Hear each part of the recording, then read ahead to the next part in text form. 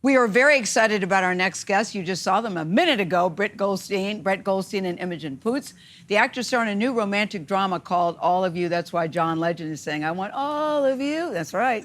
They play best friends from college, Simon and Laura, who live in a world where, listen to this, you can take a test that will tell you who your soulmate is. Sign me up. In this clip, they are waiting at the clinic for Laura to take her test. Tony says no. No. Which is something Simon does not want to do. You could still do it, you know, it's not too late. I don't want to do it. I would rather just find it. Isn't that the whole point? The discovery. You're taking all the fun parts out. No, I'm not. Yes, you are. Otherwise, why do you wrap presents? Why not just go, here you go, it's a toast at Merry Christmas, I'm off. Because that would be horrible. Well, that's what you're doing. Seriously. Call me intrigued. Brett Goldstein also co-wrote this film. He and Imogen Poots, we're glad to say, are with us now. Good morning, guys. Morning. Morning. I left this movie, watched this movie, and I was filled with so many emotions. I was so conflicted about should they not. Anyway, I won't give anything away. But this is what they say about the two of you. Brett and Imogen, there's sizzling chemistry between the two of you. How difficult is it to have sizzling chemistry with him? We found it and pretty with her. easy, didn't we? From the beginning. What's funny is there's like sexy scenes in the film. Yes. And there's one in particular that's very steamy. Yes. But the reality of shooting that scene is we were in a fruit and veg market that was like rotting. It was really late at night and we were like behind the curtain and the entire crew were on the other side of the curtain and we're doing this steamy scene, but we can just smell rotting vegetables. and then the curtain falls at the end and everyone claps like we're in some good... Well, may I say you guys are very good actors then, because we couldn't tell that. Because and I can see right now why you guys got the giggles on the set. Yeah, yes. See that. What is it about the chemistry between you two? Because you've worked with different actors before. Yeah. It's kind of mystifying. I don't know. I think you just meet people along the way and you just have a real natural synergy with each other and an ease and a trust, and I just got along, didn't we? It happened instantly. It happened when I first met her on a Zoom.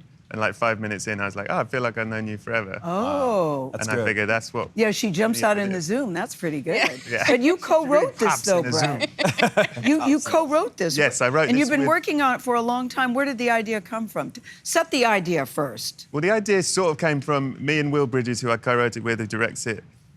This idea... We were just talking about love and the idea of a soulmate that we have, that there's one person meant for you, and when you really think about it, you go, that's a lot of pressure on one person. Yes. Yeah. To take I don't care of believe there's everything. just one. I don't. I think there's a bunch. And like, people, they're very surprised when they come into your life and they change the course of it. And it's always something new and unanticipated. That's what makes it. So if the technology existed today, would either one of you take it? I would not, I've decided, because we've been asked this question a bunch, haven't we? And I just think I would not. I would not either. I definitely would not.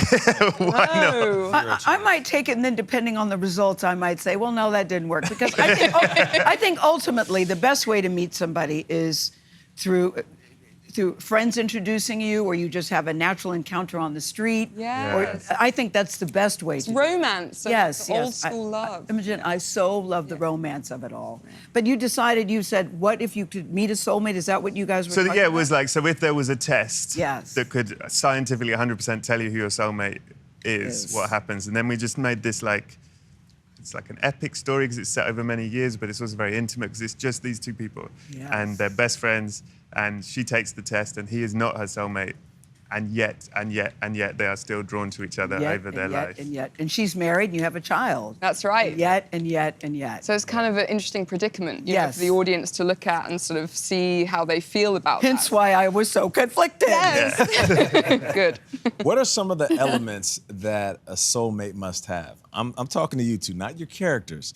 What do you think a soulmate must Not possess? cellmate. Not soulmate. Yeah. I want a title soulmate. That's a completely different movie. This is number one. That's a sequel. You can write that one later. Yeah, I like that. What are some elements a soulmate needs to have?